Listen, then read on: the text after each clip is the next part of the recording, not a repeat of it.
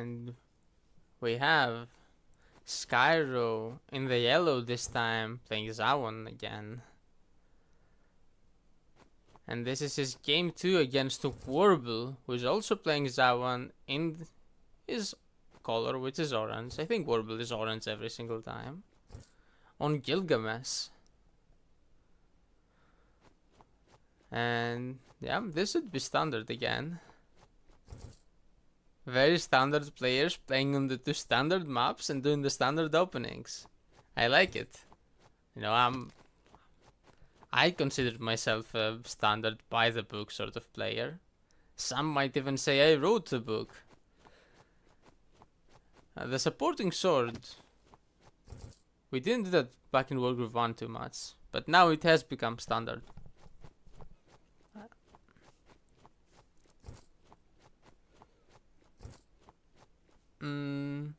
No early pikes. Okay, so because there are no early pikes by Warble, this means that he can go for a very early Dragon Rush. Now the Dragon Rush can stop the very early village push on the center. And I think Skyro is going for that super early village push. He saw it recently. And he's going, but the very early village push is something you do to counter the early pikes from up top. Yeah, but there are no pikes, so Dragon can come to stop this. That said, mage from here, it can develop to here and guard the knight a little bit, but you can probably kill it with a dragon and then defend a little bit. But no, he doesn't go for it. Yeah, he sees the dragon and decides, you know, okay, I don't want that smoke. Oh, which is perfectly fair. But this makes his build of like 2 knights a bit iffy. And no knight is pushing the corner, even though there are no packs to defend it. So yeah, this isn't ideal by Skyro. This isn't ideal. He tried to go for the center push, then abandoned it. Okay, and now he's retreating Zawan. So he's not gonna go for this corner at all. And he's also going for a dragon of his own. Yeah, Warble is in a way better position in this game. And Warble is also up 1-0. So if he takes this game, he'll just win the set. And, you know, many of us thought Skyro was the favorite for the set, but... You know. And Skyro was winning game 1, too. By a lot, until he wasn't. He was winning until he wasn't. Let's see, maybe this is also gonna be a comeback. Maybe both players are gonna win the games they were meant to lose. Okay, Warble taking that village too. Yeah, he has a big advantage now. Like, his position is better, he has the extra village.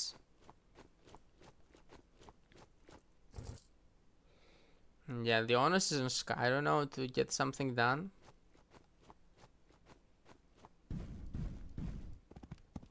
Okay, and he tries to flip this village, won't even fully flip it.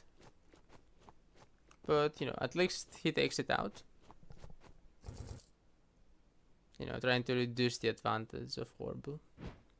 But Warble immediately goes in and kills. He has tier 1.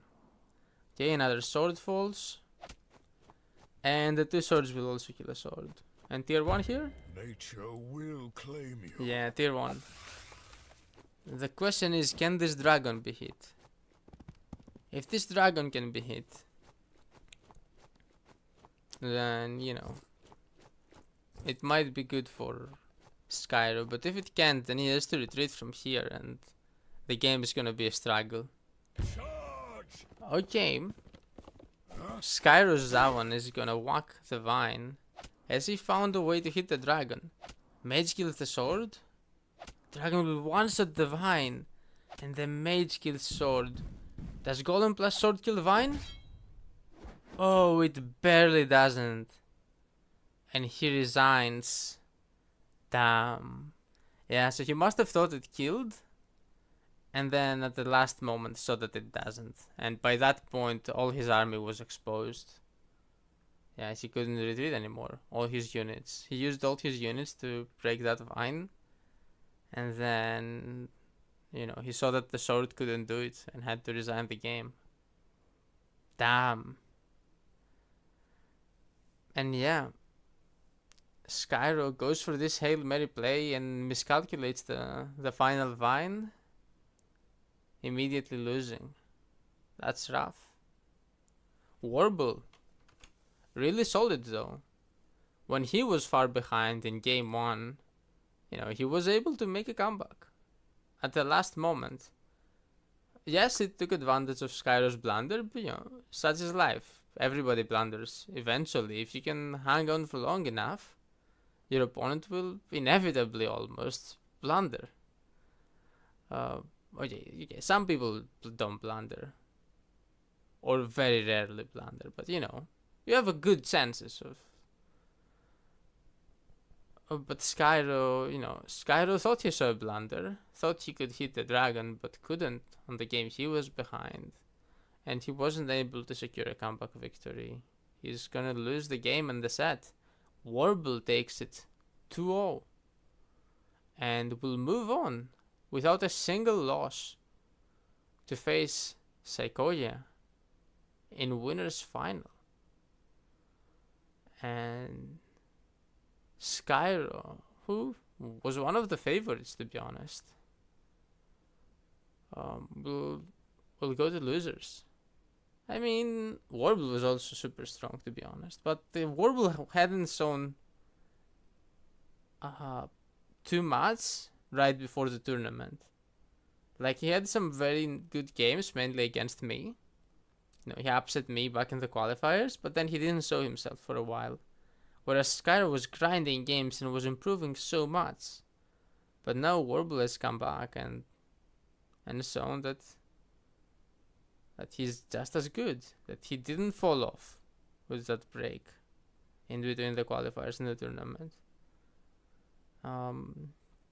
And takes a set off Skyro.